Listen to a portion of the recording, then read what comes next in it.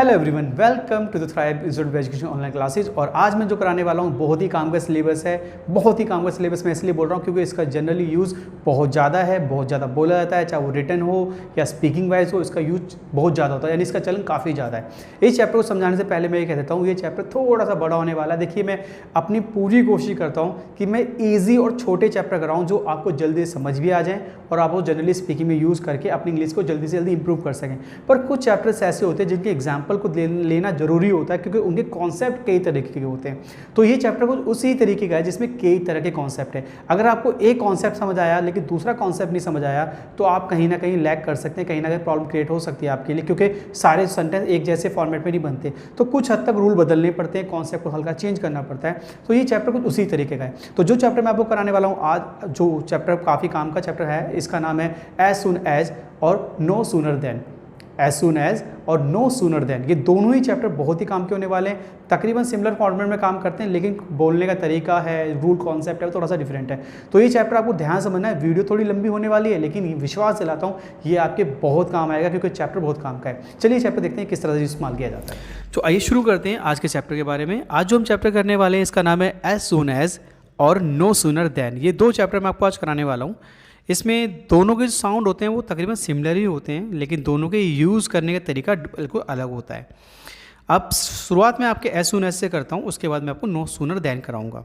तो as soon as के बारे में बात करें तो आप सभी लोगों ने एज सुन एज के बारे में ज़रूर पढ़ा होगा और सुना भी ज़रूर होगा। इसमें वाक्य के कुछ इस तरह के, मतलब इसमें जो वाक्य होते हैं कुछ इस तरह से बनते हैं, जैसे कि अध्यापक के आते ही बच्चे खड़े हो जाते हैं। अध्यापक के आते ही बच्चे खड़े हो जाते हैं। जैसे कि as soon as a teacher comes boys stand up, यानी as soon as a teacher comes boys stand up। Simple सा वाक्य था। अध्यापक के आते ही बच्चे खड़े हो गए, ये पास्ट है। तो as soon as a teacher came boys stood up, है ना। इसमें वाक्य सीधे सीधे बन रहे हैं, यानी कि पहले as soon as लगाएं और उसके बाद अगले दोनों वाक्यों को कोमा की मदद से कोमा लगाकर जोड़ दें। यानी अगर मैं आपको उसका रूल समझाना चाहूँ तो आपको एज सुन एज लगाना है, प्लस में आपको फर्स्ट सेंटेंस लगाना है, फिर इसके बाद कोमा लगानी है। लिखते वक्त कोमा ज़रूरी होती है एक्चुअली, तो इसलिए मैं बोल रहा हूँ कोमा लगानी है, और प्लस में नेक्स्ट सेंटेंस यानी सेकेंड सेंटेंस आपको जोड़ देना है। तो ये बहुत ही कॉमन है, यानी as soon as first sentence comma second sentence. लेकिन नो सूनर का मतलब सेम होते हुए भी काफ़ी अलग होता है। इसका रूल, इसका फॉर्मेट थोड़ा डिफरेंट होता है। जानते हैं इसके बारे में भी, चलो जानते हैं नो सूनर के बारे में। तो जो नो सूनर देन होता है उसका साउंड भी तकरीबन सिमिलर ही होता है। इसके जो साउंड बनते हैं वो इस तरह से बनते हैं, यानी इसकी जो पहचान है वो इस तरह से है। जाते ही, आते ही, करते ही, ज्यों ही, त्यों ही, वैसे ही, खाते ही, इस तरह के साउंड इसमें बनते हैं। मैं दोबारा बोल देता हूँ। जाते ही, खाते ही, करते ही, आते ही, ज्यों ही, त्यों ही, वैसे ही आदि, इस तरह के साउंड इसके अंदर बनाए जाते हैं। अब नो सूनर देन में जानने योग्य जो बात है वो दो तीन बातें इसमें खास हैं। तो नो सूनर में जो जानने योग्य बात है उसमें फर्स्ट सबसे खास बात यह है कि नो सूनर हमेशा नेगेटिव सेंटेंसेस को शो करता है, यानी ये नेगेटिव सेंटेंस को डिफाइन करता है। इसके अंदर नॉट लगाने की ज़रूरत नहीं होती है क्योंकि ये डिफाइन ही नेगेटिव सेंटेंस को कर रहा होता है।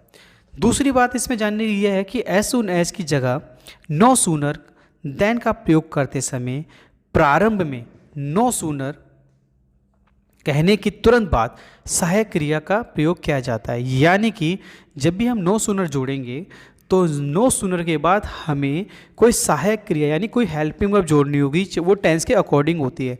वो डू डज हो सकता है, डिड हो सकता है, विल शैल हो सकता है, हैज़ हैव हैड, इस तरह से कुछ भी हो सकता है। समझ रहे मेरी बात। चलिए मैं आपको एग्जाम्पल देके क्लियर करा देता हूँ। पहले तो मैं कुछ छोटी बातें समझा रहा हूँ, थोड़ा ध्यान दीजिए आप। ये हो गया।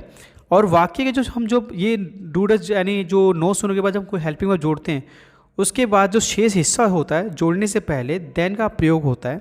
जैसे कि मैं आपको एग्जांपल देके क्लियर करने वाला हूँ, तो थोड़ा सा आपको पहले समझ लीजिए, ज़्यादा कन्फ्यूजन नहीं हो। बस आपको ये ध्यान रखना है नो सूनर लगाना है, प्लस में आपको कोई हेल्पिंग वर्ब टेंस के अकॉर्डिंग जोड़ने। इससे नो सूनर लगा के प्लस में सपोज करिए डू डज भी आ सकता है, डिड भी आ सकता है, विल शैल भी आ सकता है, हैज़ हैव भी आ सकता है, हैड भी आ सकता है, इस तरीके से। हालांकि चलन इसका प्रेजेंट पास्ट में ज़्यादा है, ठीक है ना, लेकिन मैं फिर भी आपको उसकी अलग अलग एग्जाम्पल देकर समझा दूंगा। चलिए इसे एक एक करके समझते हैं एग्जाम्पल के साथ। हमारा पहला एग्जाम्पल है शिक्षक के आते ही बच्चे खड़े हो जाते हैं। अब इसमें मैंने कहा शिक्षक के आते ही बच्चे खड़े हो जाते हैं। अब आते ही कौन सा टेंस है, आप खुद सोचिए, ये प्रेजेंट डेफिनेट है। तो अब ये वाक्य हमारा प्रेजेंट डेफिनेट का है, तो इसका रूल भी प्रेजेंट डेफिनेट कॉन्सेप्ट में बनेगा। तो जाने कि और प्रेजेंट डेफिनेट की हमारी हेल्पिंग वर्ब क्या होती है, डू डज, है ना। तो मैं डू डज की तरह से समझाता हूँ आपको। तो आज हम करने अभी फिलहाल हम प्रेजेंट डेफिनेट एग्जाम्पल देता हूँ। तो प्रेजेंट डेफिनेट का जो रूल होगा वो किस तरह से होगा, तो जैसे कि मैंने बताया कि नो सूनर का यूज़ पहले होगा, यानी नो सूनर आएगा, प्लस में इसमें आएगा डू डज, यानी कोई भी हेल्पिंग वर्ब बोली थी ना, तो ये प्रेजेंट डेफिनेट डू डज इसकी हेल्पिंग वर्ब आएगी ताहिती के हिसाब से।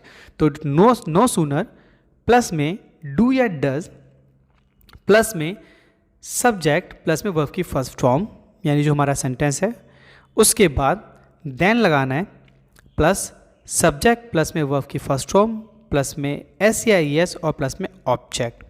एस एस के बारे में आपको जरूर मेंशन कर देता हूँ कि एस एस का यूज़ हमेशा ही शी इट के साथ होता है। इसे वर्ब के साथ लगाने पे, फर्स्ट फॉर्म के साथ लगाने पर इसको फिफ्थ फॉर्म में भी कन्वर्ट करा जाता है। ये माना जाता है कि फिफ्थ फॉर्म कन्वर्ट हो जाती है।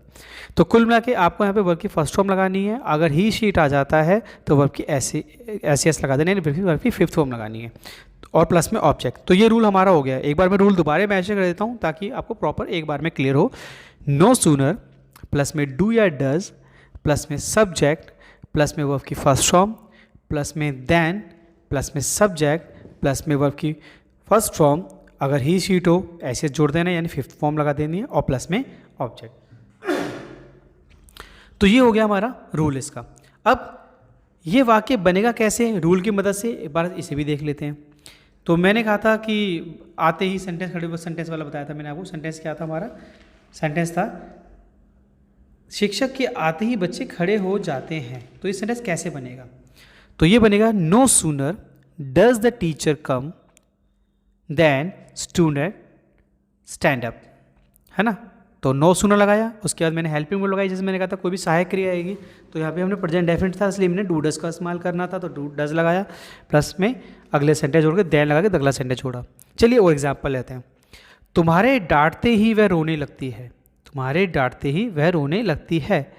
तो डांटते ही रोने लगती है, तो कैसे बनेंगे, no sooner do you scold than she starts crying, है ना। चलिए पास्ट का एग्जाम्पल लेते हैं। शिक्षक के आते ही विद्यार्थी खड़े हो गए। अब ये है पास्ट, तो रूल इसका कैसा होगा, इसका रूल होगा नो सूनर और फिर हेल्पिंग वर्ब। अब यहाँ पे हेल्पिंग वर्ब क्या है, पास्ट है, तो इंडेफिनिट की बात चल रही है यहाँ पे, क्यों सेंटेंस में लिखा है वो शिक्षक के आते ही विद्यार्थी खड़े हो गए, ये पास्ट इंडेफिनिट डिफाइन करता है। तो नो सूनर के बाद प्लस में हम लगाएंगे डिड, प्लस में सब्जेक्ट, प्लस वर्ब की फर्स्ट फॉर्म, क्योंकि डिड के वर्ब की फर्स्ट फॉर्म का इस्तेमाल किया जाता है, plus than, plus subject, plus में सेकंड फॉर्म, और प्लस में ऑब्जेक्ट, यानी कि पास्ट इंडेफिनिट फॉर्मूला, है ना। तो दोबारा एक बार बोल देता हूँ, नो सूनर प्लस में डिड, प्लस में सब्जेक्ट, प्लस में वर्ब की फर्स्ट फॉर्म, प्लस में देन, प्लस में सब्जेक्ट, प्लस में वर्ब की सेकंड फॉर्म, और प्लस में ऑब्जेक्ट। ये पूरा रूल है। तो शिक्षक के आते ही विद्यार्थी खड़े हो गए, तो ये कैसे बनेगा, देखिए इस रूल के आधार पे, no sooner did the teacher come, क्यों फर्स्ट फॉर्म आएगी इसके बाद, तो no sooner did the teacher come then students stood up, जो कि पास्ट इंडेफिनिट में सेकंड फॉर्म इसमें आएगी इसके बाद, ठीक है। चलिए और एग्जांपल लेते हैं।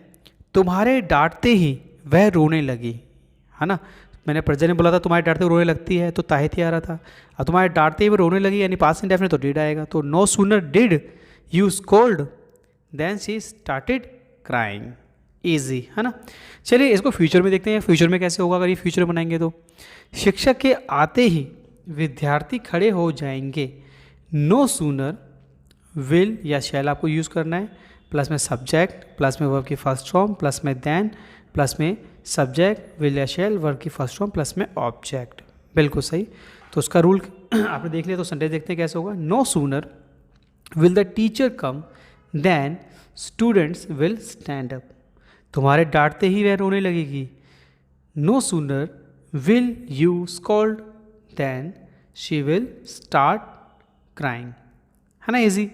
एक बात और, वैसे इस चैप्टर का प्रयोग प्रेजेंट या पास्ट में ही ज़्यादा चलता है या चलन में है, फ्यूचर टेंस में इसको कम ही बोला जाता है।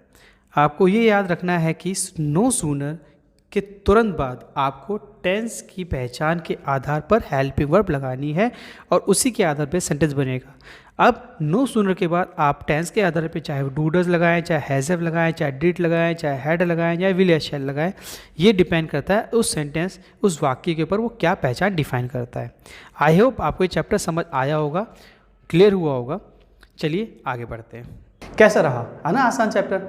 देखिए चैप्टर आसान था, मैं तो अपनी तरह से बोलूँगा आसान था, लेकिन हाँ आपको प्रैक्टिस जरूर करनी है। बिना प्रैक्टिस करे चैप्टर आपको अच्छे से क्लियर नहीं होगा। तो प्रैक्टिस करते जाएं, चैप्टर क्लियर करते जाएं, प्रैक्टिस करते जाएं, क्लियर करते जाएं, जनरल स्पीकिंग में इसका इस्तेमाल करें तो ये आपको अच्छे से क्लियर हो जाएगा। ठीक है, अगर आपको चैप्टर अच्छा लगा है, समझ आया है, तो हमारे चैनल को सब्सक्राइब करना ना भूले और शेयर करना ना भूलें, वीडियो को लाइक करना ना भूलें और इस बेल आइकन को तो दबाना बिल्कुल भी ना भूलें, क्योंकि इसी से मिलेंगी आपको हमारी नई वीडियो जो आने वाली है और आपको आपके लिए जो आपकी इंग्लिश को काफ़ी इंप्रूव कर सकते हैं। इस तरह के चैप्टर में जो जल्दी जल्दी लाने वाला हूँ आपको जल्दी जल्दी इसकी नोटिफिकेशन मिलती जाएगी।